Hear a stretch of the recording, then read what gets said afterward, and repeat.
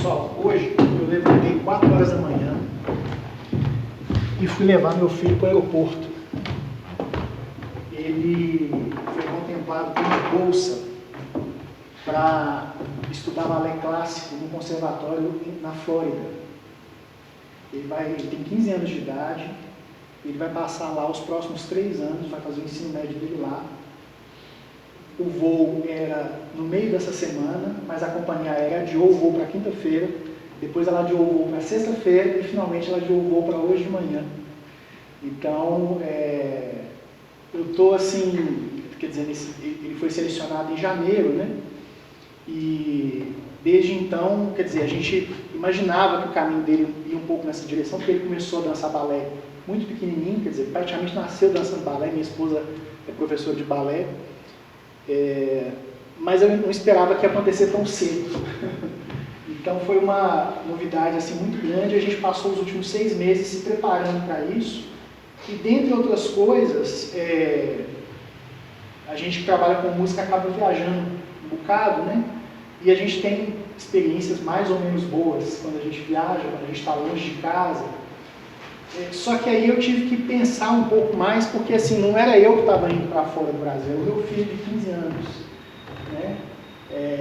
E aí a gente fica mais apavorado ainda vendo, né, assim, ele reagindo àquilo no dia a dia, aquela situação toda, a gente providenciando coisas muito sérias, e ele, naturalmente, com 15 anos, não entendendo muito o que estava acontecendo com aquelas coisas muito sérias que a gente tinha que providenciar, né? E agora há pouco, a minha esposa mandou um link para eu acompanhar a viagem e me desejou um bom recital. E aí eu fiquei pensando assim, puxa vida, não tem jeito melhor assim, fazer um recital do que com um link para o percurso de viagem do filho no celular. Né? Daqui a algumas horas, ele vai ser um estrangeiro. Ele vai estar longe de casa, num país, com uma cultura diferente, com uma realidade complexa, que ele vai acessar mais ou menos bem, de acordo com os recursos que ele tem. E a gente ficou tentando preparar ele e também o lugar onde ele vai ficar para que esse contato, essa interação fosse a melhor possível. Né? Mas a gente sabe que não é simples, né? É uma experiência que ela tem assim, muitos aspectos incontroláveis, né? Imponderáveis, e a gente fica na mão do imponderável. Quer dizer, quando a gente está na nossa casa, a gente já é alvo do imponderável. Quando a gente está longe, isso ganha em magnitude por uma série de razões, sobretudo pelo fato de a gente estar distante das pessoas com as quais a gente, né, tem algum vínculo. Então eu achei que seria interessante começar essa apresentação com o prelúdio coral que eu toquei, porque na realidade ele é uma melodia que foi composta no século XV ainda, né? Uma melodia dentro da tradição alemã, dentro da tradição sobretudo luterana, e Bach usou ela várias vezes. Né? A tradução, né, seria "Clamo a ti, Senhor Jesus Cristo".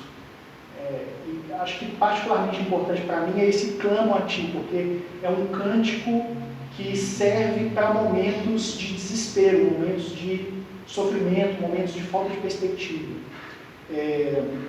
E o Bach utilizou esse cântico, né, essa melodia, em 2 cantatas e também um pequeno prelúdio para órgão, que foi esse que eu toquei para vocês, transcrito para violão.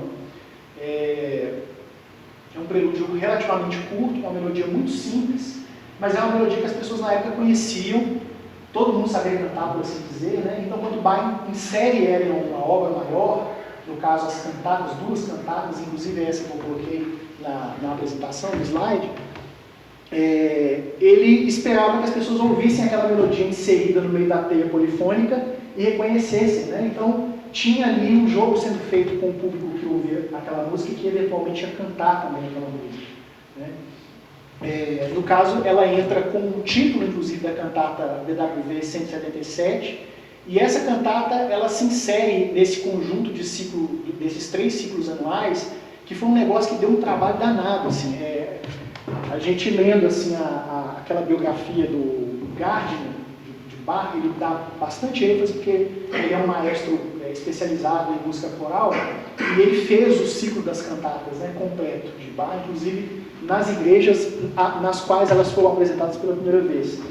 Então, ele destaca assim, as funções que Bach exercia em Leipzig, que foi o último emprego, que ele teve um emprego no qual ele permaneceu por mais tempo também, para dizer que assim, ele estava às voltas com o colégio de órfãos, no qual ele morava, inclusive, como os demais professores, então ele convivia com esses órfãos o tempo todo, praticamente. O apartamento dele ficava anexo ao lado das salas de aula, então o barulho das salas de aula chegava no apartamento dele, ele estava o tempo todo nesse ambiente, ele inclusive faz um escritório separado para ele poder compor, e tem uma cortina que ele fecha, e a família sabe que quando ele fecha a cortina não é para mexer com ele, porque ele está concentrado, fazendo alguma coisa importante. E nesse contexto em que ele tinha que dar aulas de astronomia, de latim, de retórica, além das aulas de música, as aulas de canto para os órfãos, aulas de instrumento musical, e compor cantatas semanalmente, uma cantata por semana, fazer cópias das partes, porque naquela época não tinha xerox, então ele compunha, tinha que fazer as cópias, imagina que são cópias para todo o coro e para a orquestra que vai tocar. Ensaiar, os alunos do coro não são músicos profissionais, então esses ensaios eram ensaios demorados, difíceis, complexos, né? E tinha que ter todo um jeitinho para lidar ali, para conseguir o resultado que ele queria, e ele era responsável pela música de 3 igrejas diferentes em Leipzig, que ele tinha que abastecer com esse coro de órfãos e com a orquestra que era formada também por alunos do colégio. E aí ele ainda teve a ideia, né, quer dizer, entre as obrigações dele, fornecer música para a igreja. Então ele falou assim, então eu vou organizar um ciclo anual de cantatas de acordo com as datas do calendário litúrgico. E aí ele lança mãos à obra, e ele reaproveita cantatas de outros momentos da carreira, né, do trabalho dele e tudo mais. E aí ele vai usar então, de novo, essa melodia numa das cantatas dele. É interessante porque a gente tem um manuscrito dela com assinatura, e é um manuscrito bastante tumultuado, um manuscrito que parece que ele escreveu com muita pressa, para ser apresentado uma vez e depois não ia apresentar mais, ia ficar arquivado para eventualmente ser usado se alguém quisesse dar início àquele ciclo de cantatas, que ele havia composto. Agora, esse hino, ele se articula particularmente com essas peças que eu tive a oportunidade de estudar, aí, estou estudando ainda, né, no meu mestrado, que nós conhecemos hoje em dia como a suíte BWV 995, que é uma das suítes atribuídas ao alaúde, né? A gente sabe pela marca d'água que ela foi composta entre a primavera de 1727 e o inverno de 1731. Então é justamente no momento em que ele está realizando, né, finalizando esse processo aí de concepção do ciclo de cantatas anual, com bastante trabalho, como eu vinha descrevendo, e ainda por cima realizando essa suíte. O pessoal que toca violão sabe que essa suíte é uma transcrição do próprio Bach de uma suíte para violoncelo, que é a suíte número 5, a suíte BWV 2011. Né? Então ela foi escrita originalmente para violoncelo, quando Bach trabalhava em Köthen, e ele compõe um ciclo de 6 suítes para violoncelo, dentre as quais essa suíte número 5. E é interessante porque, assim, das suítes atribuídas ao alaúde, daqui a pouco a gente vai falar um pouco mais sobre isso, ela é a única em que nós temos um manuscrito autógrafo do próprio compositor, e nesse manuscrito ele dá esse título, peças para o alaúde ao Monsenhor Schuster, ou Schuster, né? Não sei como é pronunciar em alemão, por Johann Sebastian Bach. Esse título é muito interessante porque ele ajuda a gente a entender qual é a origem dessas obras. Quando eu estava iniciando os estudos do mestrado, uma das curiosidades que eu tinha era essa, assim, quais são as informações que a gente tem a respeito da origem dessas obras? E é muito bacana porque a gente está muito acostumado a trabalhar com certas edições, né? O pessoal do violão aí conhece bastante as transcrições do Frank Kunz, né? Lá a gente tem umas informações e tudo, mas assim, a coisa caminhou tanto desde então. Foi em 2002 que o Kunz publicou a última edição da transcrição dele. Tem tanta coisa nova, dentre elas, por exemplo, não sei se vocês tiveram tempo para ler o programa, a gente colocou uma suíte a mais, porque é uma suíte que atualmente, pelas autoridades, aí, os estudiosos mais respeitados do tema, eles acreditam que ela também é uma suíte que seria atribuída ao alaúde, né? A suíte 820, BWV 823, que é uma suíte curtinha de 3 movimentos. Existe um manuscrito feito por um aluno de Bach, com uma observação no final do manuscrito dizendo que ela estava pronta. É uma observação importante, porque como ela é muito curta, fica a dúvida, né? Será que está faltando alguma coisa? Será que ele não terminou? Mas aí ele escreve dizendo, não, essa suíte está completa, é assim mesmo que ela vai ficar. E ela é uma suíte muito pouco tocada e pouco conhecida, então a gente fica com a expectativa, quem sabe no futuro, dando sequência a esse trabalho, de adicionar também essa suíte aí e colocar ela junto das demais para fazer o mesmo trabalho aí de transcrição. Outra informação importante, né, desse título, além da atribuição direta ao alaúde, que não é uma coisa que acontece nas demais suítes, daí gerando toda a dúvida com relação à instrumentação, é esse Monsenhor. Quem é ele? Que personagem é esse? Pela data em que a obra foi escrita e analisando a questão local, né, a história da cidade, a gente sabe hoje em dia com relativa certeza, com bastante segurança, que esse personagem foi de fato um livreiro e editor que vivia em Leipzig e que é especializado justamente em música para alaúde. Então, a evidência é bastante sólida de que o Bach realmente escreveu essa obra por encomenda desse personagem. A gente tem obras que foram editadas por ele, de autoria do Silvius Weiss, por exemplo, o famoso alaudista, que a gente sabe que é uma figura bastante associada a Bach.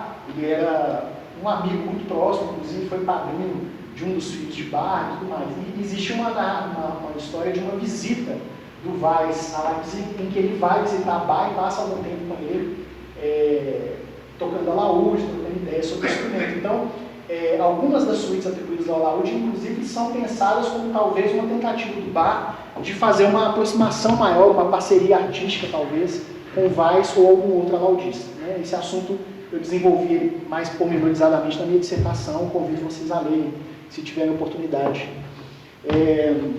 Então, é um livreiro e editor de partituras de música para alaúde de Leipzig. Só que aí é que a coisa começa a ficar interessante, porque a gente tem esse manuscrito, e esse manuscrito tem umas características que chamam bastante atenção. Primeiro, que a gente tem uma cópia, né, uma imagem, da primeira página da partitura propriamente dita, e a primeira coisa que chama a atenção é o fato de que ela não está escrita em tablatura, ela está escrita em notação tradicional. Hoje em dia, a gente sabe que Bach não tocava alaúde. Mas isso, para a gente chegar a essa conclusão, foi feita uma desconstrução ao longo de décadas, porque no começo do século XX foi feita uma verdadeira campanha para que as pessoas aceitassem que Bach tocava alaúde. Existe uma carta de Bach, onde ele faz uma recomendação de um aluno dele, em que ele fala que esse aluno tocava alaúde muito bem. E aí eles começaram, né, os alemães, né, com o trabalho de edição das obras de Bach, começaram também a questão do nacionalismo que estava se desenvolvendo ali, tomando contornos bastante problemáticos na época, né, no início do século XX. Existia aquela tentativa de construir a imagem do Bach mitológico, do compositor infalível, do compositor superlativo, que era capaz de tocar todos os instrumentos, inclusive o alaúde.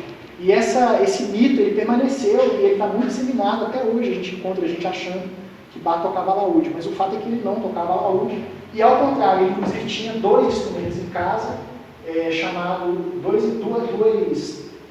dois exemplares, né, do chamado Lautenwerk, que é um instrumento que funciona como um instrumento de teclado, mas ele tem cordas de nylon e tenta imitar o som do alaúde. Então, o Bach escreve essa versão aí, essa versão provavelmente inicial da suíte, para que ela depois fosse publicada, mas antes disso ela passaria possivelmente por um processo de edição, por uma adaptação talvez, por um trabalho de preparação do texto musical para que ele se tornasse mais idiomático para o instrumento de destino.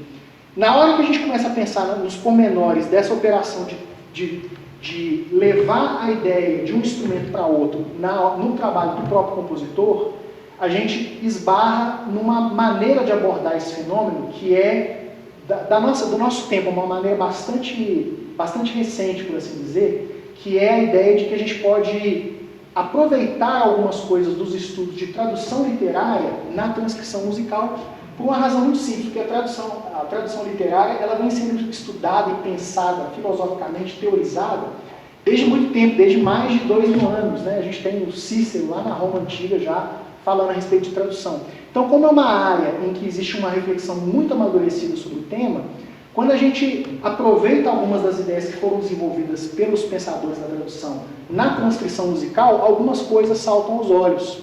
Né? E a gente tem feito esse trabalho, né? A UFMG tem sido um centro assim, de reflexão deste viés possível de pensar a transcrição musical. Então, minha pesquisa foi muito nessa direção, de aproveitar alguma coisa da tradutologia, né? Do estudo de tradução na transcrição musical.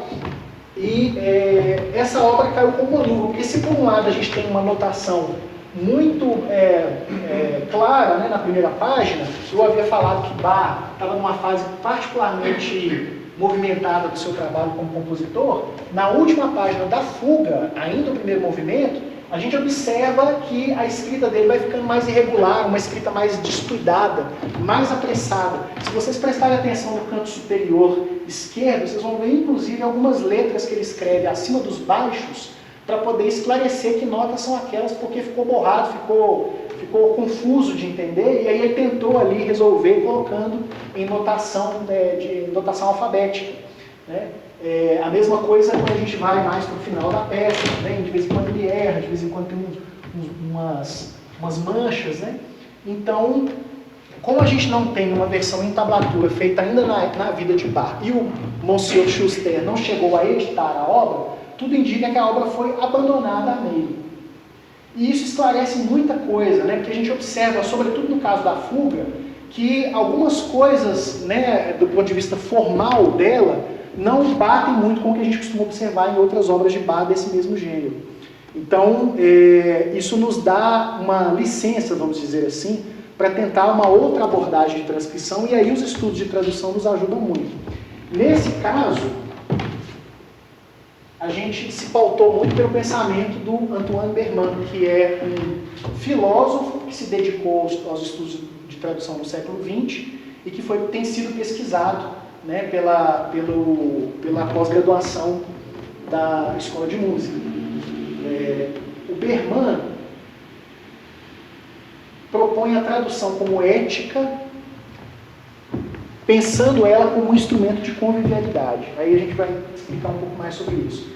Em primeiro lugar, quando ele estava realizando ainda a graduação dele em filosofia na Sorbonne, em 1968, ele se envolveu nos movimentos que nós conhecemos hoje em dia como Maio de 1968.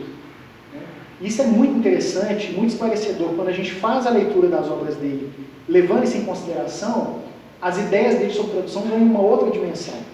Porque, além de ele estar muito entusiasmado com a efervescência das ruas, ele também está muito preocupado com um aspecto em particular dos protestos, que é a questão do estrangeiro. Como que o elemento estrangeiro vai ser recebido? Como que o pensamento, a cultura estrangeira vai ser recebida, vai ser assimilada por nós?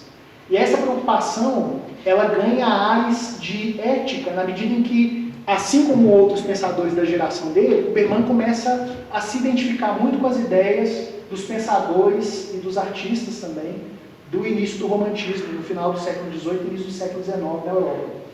Então ele vai citar, por exemplo, Novalis, Herder e outros, né, para encontrar na tradução, para encontrar na operação de trazer a mensagem, a ideia de uma língua para a própria língua, uma forma de convivência e, mais do que isso, uma forma de acolhimento do elemento estrangeiro. Por isso, inclusive, a obra mais estudada, talvez a obra mais importante do Antoine Berman, se chama justamente O Albergue do Estrangeiro, a tradução e a letra ou O Albergue do Estrangeiro.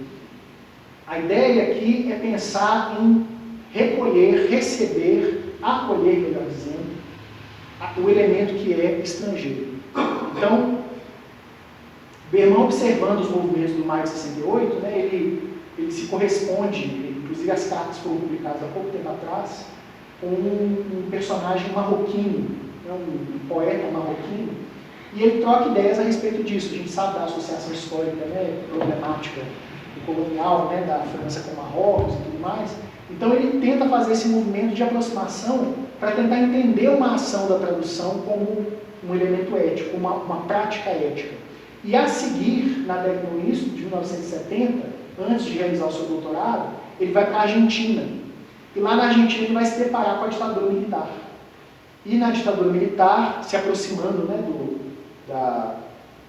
dos seus companheiros na Argentina, ele vai participar de alguns rituais que são muito interessantes e muito familiares, talvez para nós aqui no Brasil também. Ele vai chamar esses rituais de rituais de convivialidade, que utilizam objetos de convivialidade. E ele vai falar para nós a respeito de dois: o ritual em torno do mate e o ritual em torno do violão. Esses dois, então, vão ser os objetos que ele vai chamar de objetos de convivialidade. O mate, porque numa reunião onde se toma algum mate, todo mundo toma mate no mesmo recipiente. Alguém prepara o mate e aí o mate vai passando de mão em mão. E aí ele faz algumas observações. Ele diz que no momento em que eu tomo o mate, eu tenho que pensar que tem outras pessoas que vão tomar também. E eu também tenho que esperar a minha vez. Então a gente está ali exercitando um princípio de vida em comunidade, de divisão, de compartilhamento. Da mesma forma, nos encontros para tocar violão, tem até um nome específico em espanhol, mas eu esqueci o nome, agora eu não vou me lembrar. Mas ele fala as guitarreadas, é o nome, as guitarreadas, em que o violão passa de mão em mão também. Então, ele observa, ele fala assim: argentino, raramente você encontra algum argentino que não toque violão. E, portanto, nesses encontros, praticamente todo mundo toca. E aí, quando alguém toca, os demais ouvem. E aí, quando essa pessoa termina de se derramar através do violão, de expor a sua intimidade, ela entrega o violão para outrem e essa pessoa passa a ter a sua vez de se expressar. E aí é o momento daquele que acabou de tocar ouvir. E aí ele fala da riqueza desses encontros, de como que era um fenômeno assim, humano, singular, observar as pessoas fazendo esse exercício de intercâmbio através do instrumento musical. Então, o instrumento musical, ele é um campo onde aquelas mensagens que são estrangeiras umas às outras se encontram e interagem umas com as outras. Esses objetos de convivialidade vão inspirar o Berman, posteriormente, a escrever que ele tem o seu próprio objeto de convivialidade, o seu objeto para gerar convivência e gerar o compartilhamento, que é a tradução. A tradução vai ser o seu objeto de convivialidade, a sua ferramenta para entrar em contato com o outro, em particular, no caso da tradução, o outro que é um estrangeiro, alguém que vem de fora, alguém que precisa ser acolhido, alguém que não está na sua terra natal, alguém que talvez esteja sozinho, alguém que talvez esteja dependendo do amparo de outrem para se localizar e se deslocar no ambiente que se encontra. As ferramentas que ele vai usar para absorver e trabalhar os estrangeirismos que são próprios da obra literária para a sua língua, para a língua para a qual ele traduz, são diversos. Ele dá no livro, nesse Albergue do Longínquo, ele dá 3 exemplos em particular. Eu não vou poder entrar em detalhes, mas eu tentei usar algumas dessas ferramentas na transcrição. Como? Primeiro, pensando no jogo de forças que está em jogo na obra que eu estou transcrevendo, no caso de uma fuga, por exemplo. Para isso, eu lancei mão do conceito de invenção musical, que é um conceito importante para o período barroco. Deixa eu só ver como é que está a hora aqui. É um conceito importante para o período barroco, a ideia de invenção musical. Quer dizer, a gente analisando os textos de vários autores, de vários teóricos da época, a gente sabe que tem aquelas invenções de Bach, que todo mundo deve estar mais ou menos familiarizado com elas, Mas a invenção não é propriamente uma forma musical, ela é, na verdade, um conceito importante para o trabalho de composição.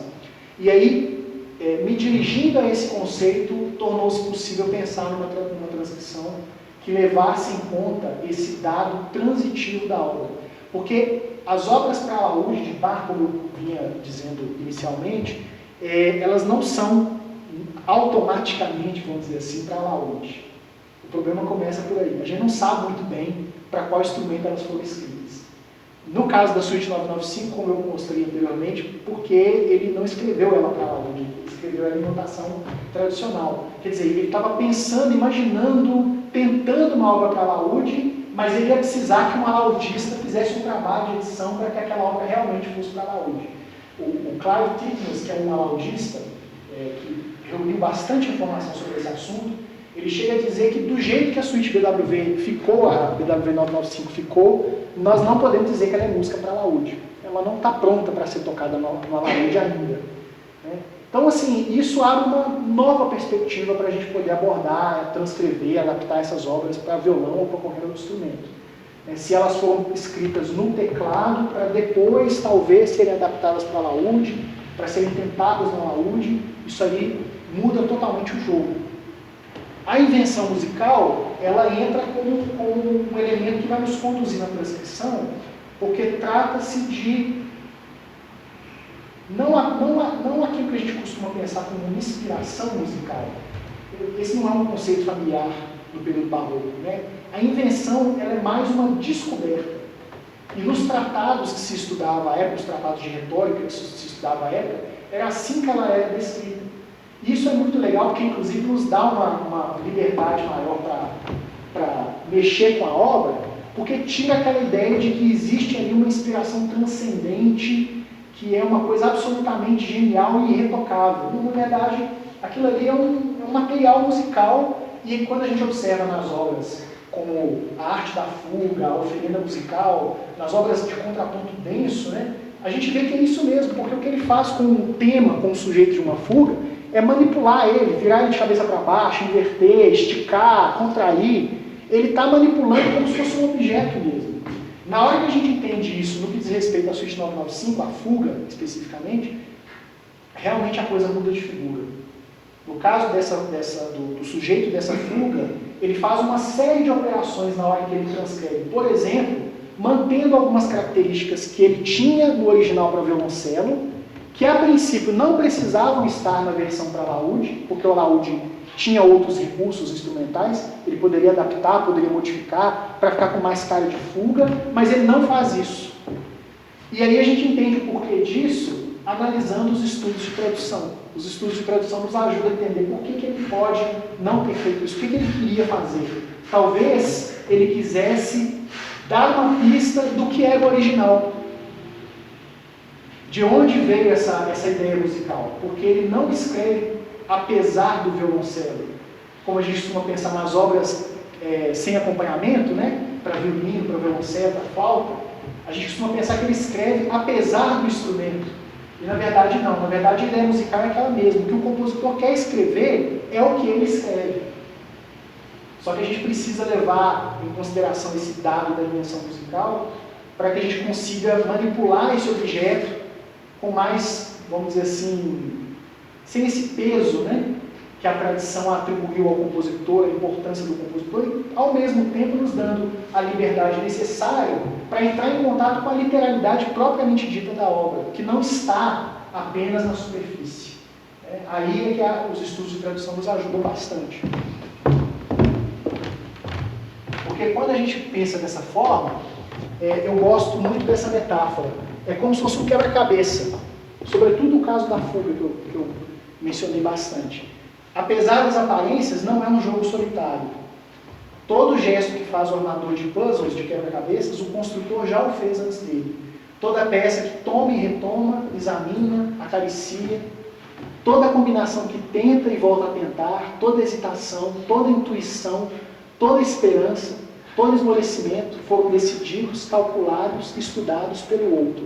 Aí, mais uma vez, o compositor é um outro que pensou aquela invenção musical, que pensou aquele objeto musical, descobriu aquele objeto com as suas potencialidades, com seus recursos, manipulou ele de uma certa forma para que alguém o decifrasse também. Porque aí entra um jogo de interação, de diálogo, daquele que consegue o quebra-cabeça com aquele que vai montar o quebra-cabeça. E é um pouco isso mesmo que acontece. A gente pega o objeto, olha para ele, vê como é que ele vai se encaixar, tenta, às vezes dá certo, às vezes não dá, e aí a gente fica um pouco desanimado, mas aí a gente tenta de novo, e nessa brincadeira a gente acaba, de alguma forma, conseguindo montar alguma coisa que não é a imagem propriamente dita, mas está muito próximo, simbolicamente, essencialmente, da imagem. Então agora eu vou tocar para vocês a suíte, né, a transcrição, como ela está no momento, vamos dizer assim, da suíte. Convido vocês, se tiverem oportunidade, tiverem interesse sobre o tema, a ler a minha dissertação, onde tudo isso está bem mais detalhado e explicado. Obrigado pela atenção.